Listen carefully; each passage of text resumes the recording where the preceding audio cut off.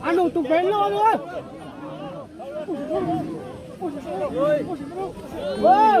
Tay nó hết, tay hết, tay hết.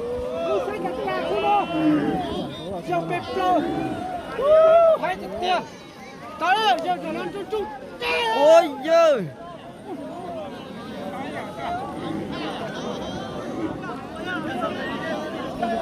Ôi. Ô, là cũng thế thôi là thôi dùng thế rồi.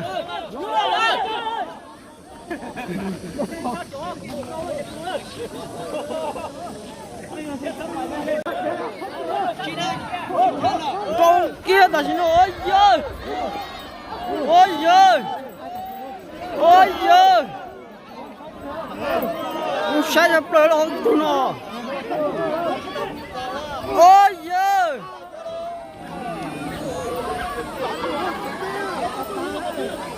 Ôi giời. Cần tiền chơi nó. Ôi giời, được tiền nữa. Nhưng mà như chúng sắp lớn rồi. Bà là chết thôi à. Bà chúng giật gì. Tôi nói là đi chờ nhu lo ha nó.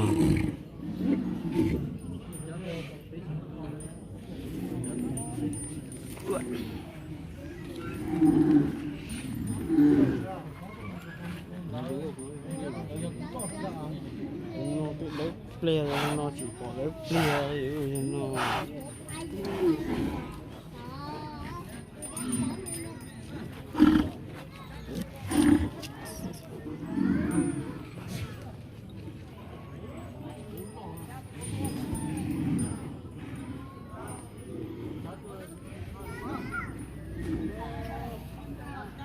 không có sụp lở nữa.